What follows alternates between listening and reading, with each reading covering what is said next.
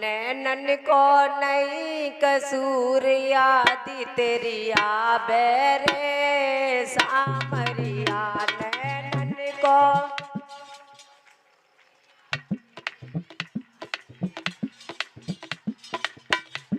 आई आवाज।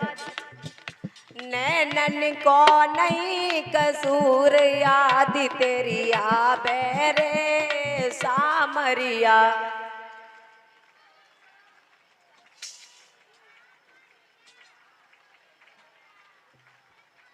अब जरूर बोलते तो दिखा ने बोलता पीछे बोलता ही। अब परीक्षा जी सही बताएं अजय कैसे कर रहे हैं? जैसे कर रहे मच्छर ने मारता मच्छरदानी में आ जाता। ऐसे कोई ना करते ऐसे ही देखो बे ऐसे तो करती जे तो ऐसे ना कर पाते हैं। इनसे वैसे लड़ने में कोई फायदा ना है। जा में लड़े में क्या बात है?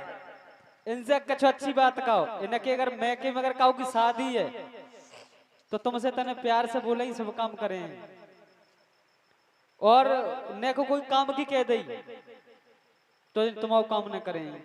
और इन्हें रुपया पैसा ही जरूरत है और तुमने मने कर दई तो जो भीतर गई कमरा में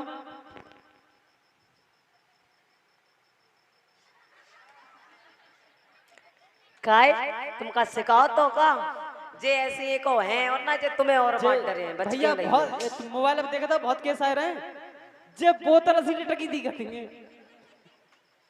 जे अगर लटकी होती तो फिर इन कहां से आती इतनी जल्दी? भैया मैं जे तो बहुत बढ़िया है ना की बात क्या कर रहा हूँ। फिर किन की अपने घर वाले ने की बात करता? मोबाइल में तुम देखी जे ज्यादातर जैसे ही आ रहा है कोई डिब्बा में पैक करे दे रही है। अच्छा ना डिब्बा के पैके ने दिखाता और एक लड़की की 70 टुकड़ा करे बे दिखाने ही नहीं।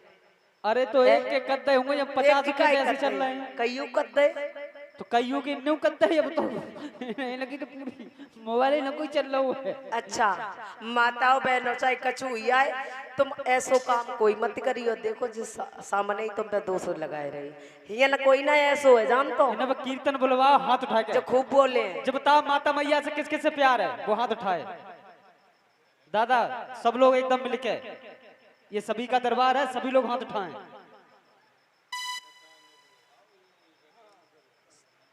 अरे भाई बड़े भाई ये कथा 2 मिनट में बढ़ा रहे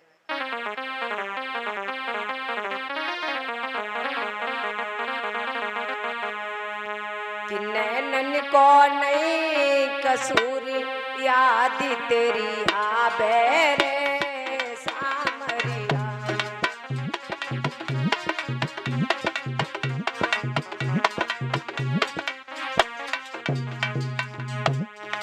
बस गो कितनी दूर याद तेरी आबे रे सामरिया।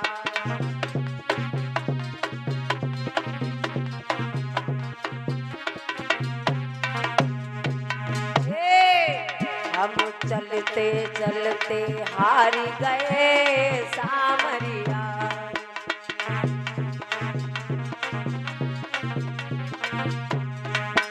तेरी कितनी नंगरी दूर याद तेरी आबे रे सामरिया।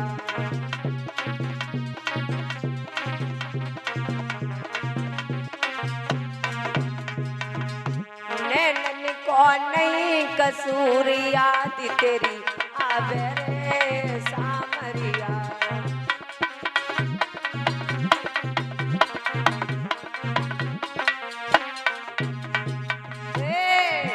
मेरे पैर में छाले पड़ी गए रे सामरिया।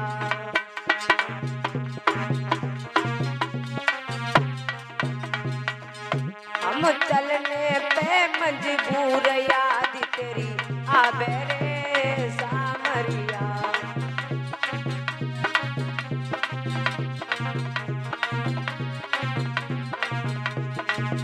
नैनन को नहीं कसूर याद तेरी आबे रे सामरिया।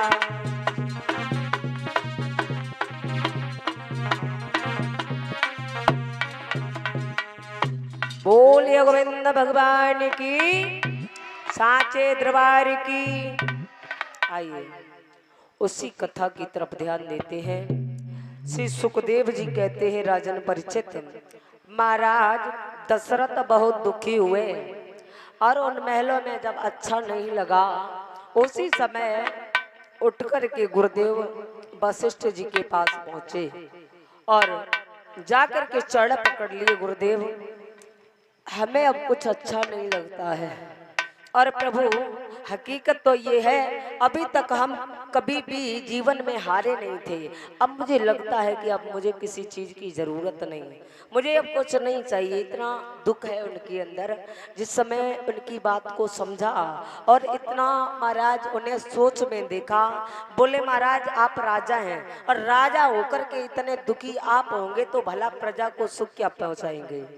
उसी समय कहा, नहीं महाराज, इतने विवाह हो चुके हैं, उसके बाद भी एक संतान नहीं मेरे आंगन में। उसी समय गुरुदेव वशिष्ठ ने कहा, धरऊ धीर हुए सुतचारी और त्रिभुवन विदित भगत भय धारी। धैर्य धारण करो, ऐसा करो तुम घर जाओ और जाकर के पुत्रेष्ट यज्ञ करवाओ, और जब पुत्रेष्ट यज्ञ होगी तो भगवान जरूर कृपा करेंगे। महाराज दशरथ ने पुत्रेष्ट यज्ञ करवाई है। जब यज्ञ हुई है तो महाराज पूर्ण आहुति जब दी है, उसी समय अग्निदेव प्रकट हुए हैं। भगत सहित प्रभु आहुत दीनी, प्रगटे अग्नि चारु कर लीनी। हाथ में खीर का प्याला लेकर के प्रकट हुए हैं और कहा, जाओ अपनी देवियों को, रानियों को खिला देना, समय आने पर बड़ी सुंदर पुत्रों की प्राप्ति होगी।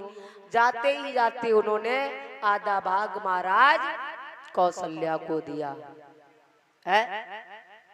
महाराज परीक्षित